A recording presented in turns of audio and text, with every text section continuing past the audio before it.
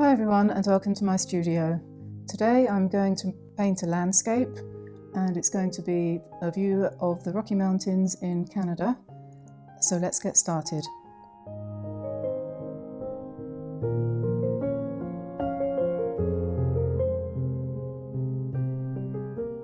I've taped down my sheet of paper, which is 140-pound watercolour paper, and I've very lightly sketched in the outline of the mountains and the river running through it. And now I'm just dropping in a graduated wash of ultramarine blue. And notice that I'm working without stopping from the top to the bottom. I've loaded my Hake brush with paint and I'm just letting it run out as it gets to the bottom. And now I've let the paper dry completely, and now I'm coming in with, again, another light wash of ultramarine, just tinted a tiny little bit with some alizarin crimson, or you could use raw sienna or something like that, depending on the effect that you want to get. And now I'm just painting in along the line of the mountains, trying to vary the strokes and the lightness and the darkness, and to give the impression of distant mountains covered with snow. Now I'm softening the bottom edge with water to allow the colour to run down and to blend in nicely. And this stage is going to have to be done in several steps, letting the paint dry in between.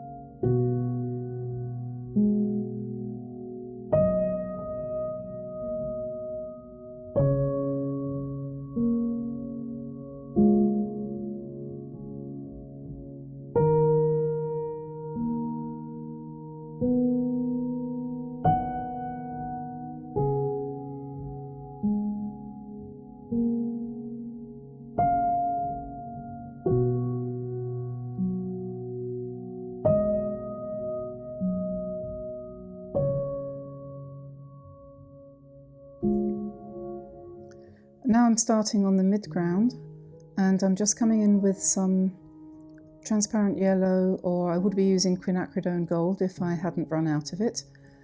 Just waiting for that to be delivered by Great Art. Anyway, just painting in an underpainting for a kind of miniature hill in the distance there, where I'm going to put some pine trees. And over this side, in a different colour, in a light blue, a slightly more distant elevation of the ground.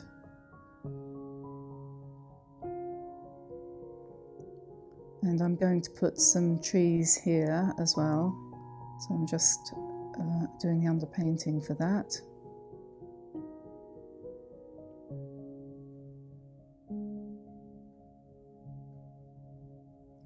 Now bringing in some slightly darker green for the trees themselves.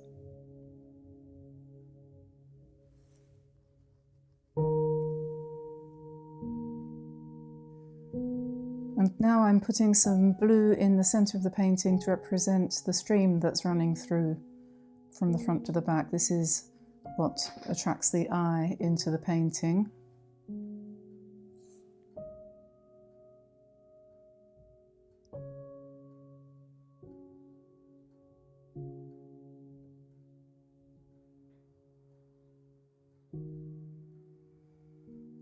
Blending in the edges.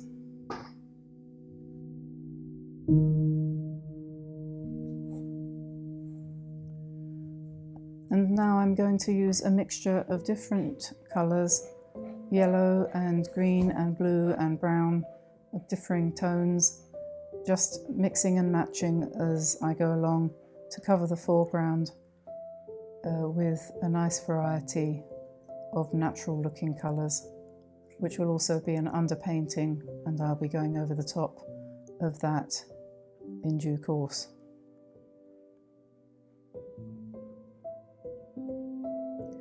I've still got the painting on a slight angle here, so there is a certain amount of downward movement of the paint, which is what I want. And on this side, a slightly cooler blue with less yellow to make the painting look more balanced.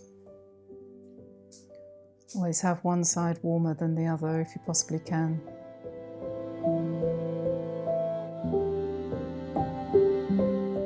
And now I'm building up some autumnal colours in the distance there on the right hand side, and I'm going to put some trees on top of that when that's dry. And on the other side, again, intensifying the blueness of the distant hill.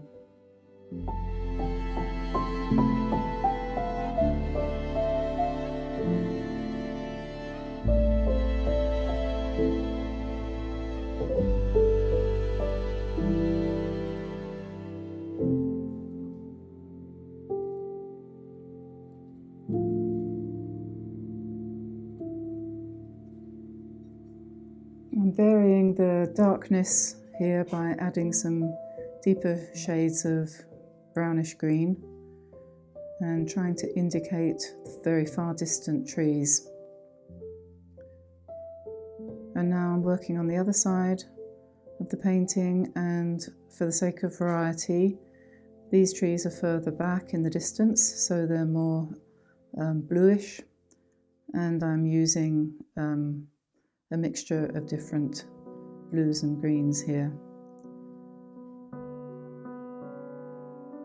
Just mixing and matching colours on the paper as I go along to see what looks nice, not following any particular formula.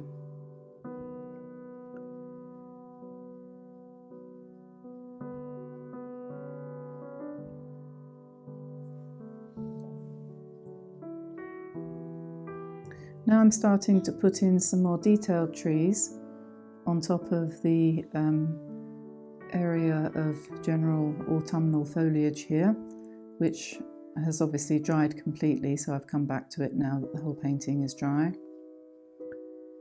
Starting off by drawing the trunks and then indicating the branches.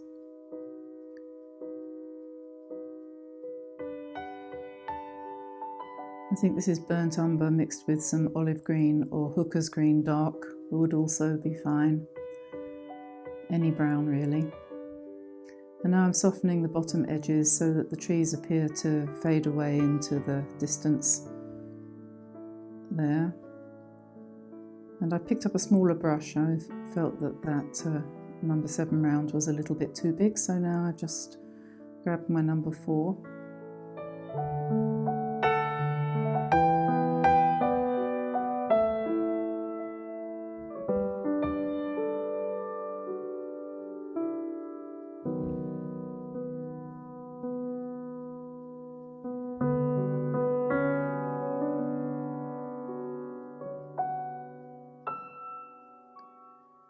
You can be as detailed or as general as you like when you're putting something like this in the distance. This is kind of halfway house. It would look fine if you just indicated the trees with one stroke, and it would also look fine if you drew in more of the branches, but this is kind of halfway between.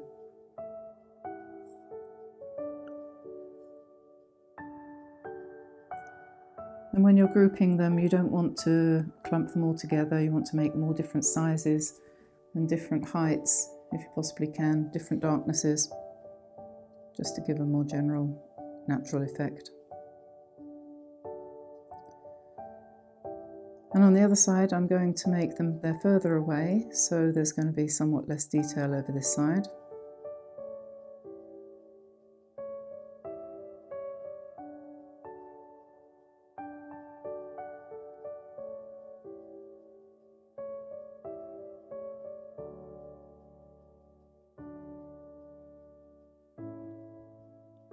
And I'm going to soften the lower edge again.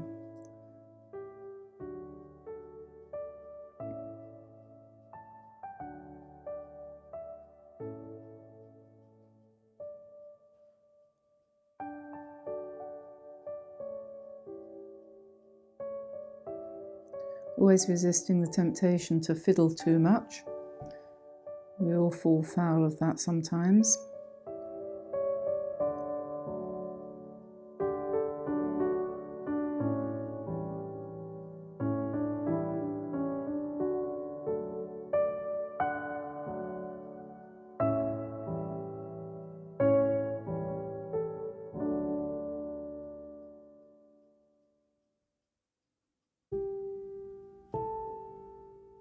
As you go along, the best thing to do is to try to see, as you add a tree, where the next tree is going to go to make a good balance.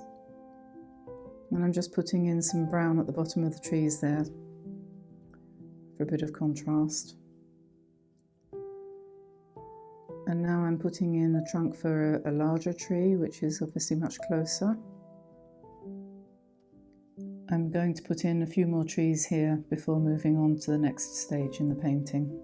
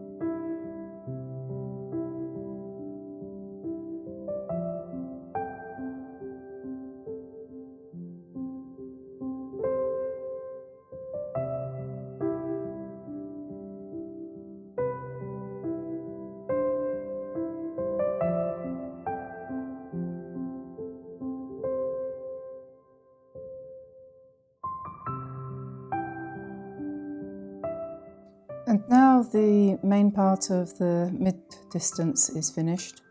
I'm going to come in with my hake brush again, and I've picked up some raw sienna, or any muted yellowish tone would do, and I'm going to lay in a wash over the foreground using this, the hake brush. Obviously avoiding the stream, which is coming down the middle, but just brushing in the foreground there. Again, this is an underpainting, and I want it to look uneven and textured, which is something you can achieve with this hake brush.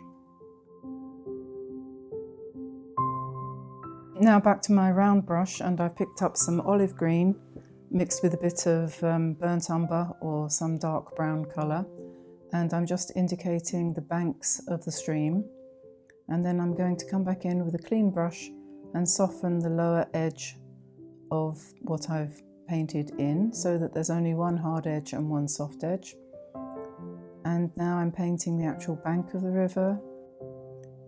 using a more dilute concentration of the same colour.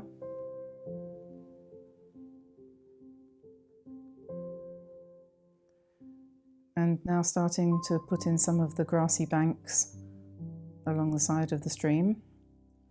I've got a rather hard blob of burnt sienna there, which I'm just dissolving back, make it a little bit softer. That was a bit more intense than I had expected. And just working some green into the bank areas here, varying with almost every brush load, picking up a slightly different shade of green each time.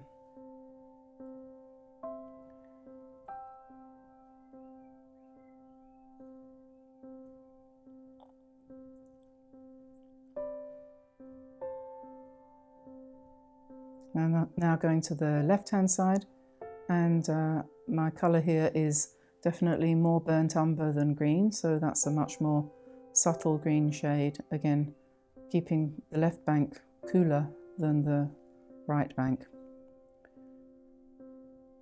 And this is burnt umber here too, near the foreground.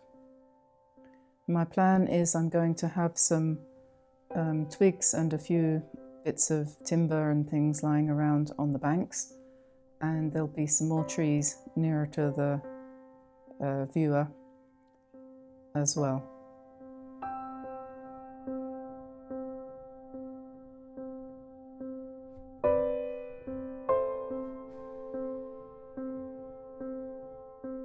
I always think it's a good idea to have a fairly open and untouched, relatively untouched area near the front of the painting. Somehow it seems to invite the viewer in better if there isn't too much in the way of activity near the front edge of the painting. I'm not the sort of person that likes to put loads and loads of grasses or plants growing across the front edge, but I do like a little bit of spatter. And I found my toothbrush, which I thought I'd lost, and I was having nightmares about having lost my really good purple toothbrush, Boots Best, but it turned up again.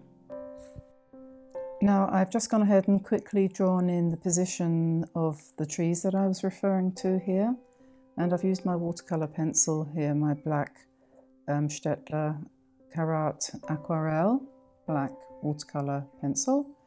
The link for that is in the description below.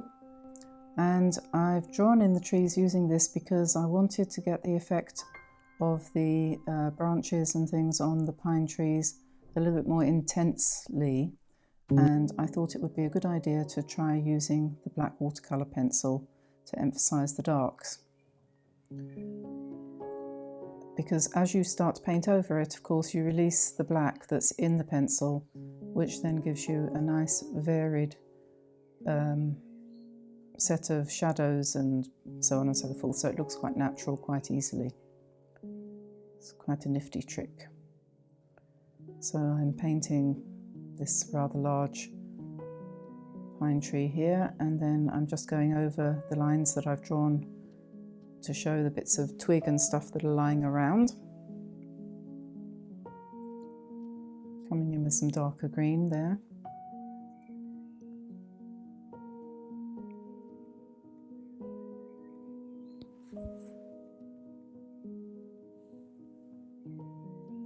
And the rest of the trees will be done in the same way.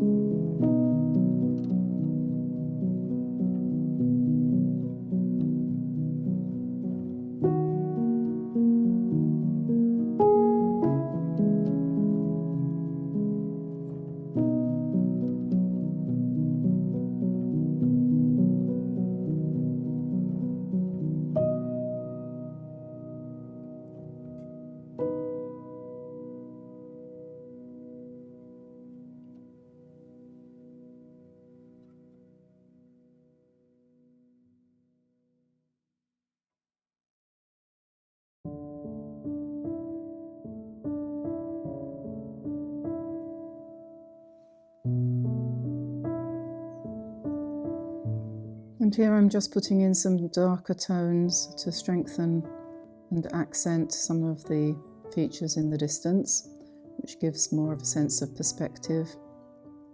And I like my calligraphic marks, so these are basically drawn in pencil lines using the watercolour pencil. I'm just lifting out a little bit of paint there from the trees to vary the shadows a little bit. And now bringing in a bit more colour into the foreground, but remembering that I quite like my foregrounds to be reasonably empty, so I'm not going to put lots and lots of detail in the foreground. The main interest in this painting is the midground and the distance, the mountains in the distance, which have faded away to nothing really, and I'm going to have to do something to emphasize those before we finish this painting.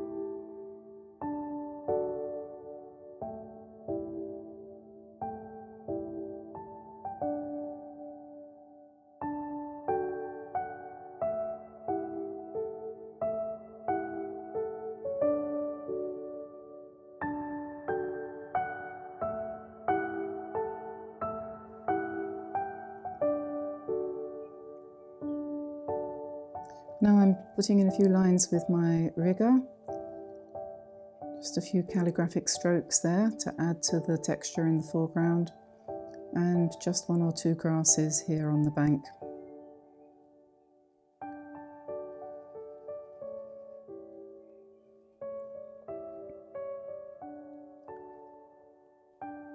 Don't want too much, don't want to make it too fiddly. There's more than enough detail here with all these trees. But looking into the distance, I do feel that I need some mid-ground colour there, so I'm just going to put a very light wash of sap green, I think that is, over the lower parts of the mountains, because that way it unites the foreground, midground and background a little, just softening off the distant edge there. And when that dries, that will blend in quite nicely and join the two completely different zones together. So there's the final painting, and now I'm just taking off the masking tape which I used to hold the paper firm while I was painting. This is always the best bit. And I hope you've enjoyed watching me paint this picture of the Rocky Mountains in Canada, where I used to live and where I really learnt to paint, to be quite honest. If you have any questions about how I did this painting or anything you'd like to discuss with me, please leave your questions in the comments below, or also on the community tab where I post every couple of days odds and ends that you might be interested in. And please don't forget to subscribe and come back again soon. So I'll say goodbye for now, and I'll see you again soon. Bye everyone. Bye for now. Bye bye.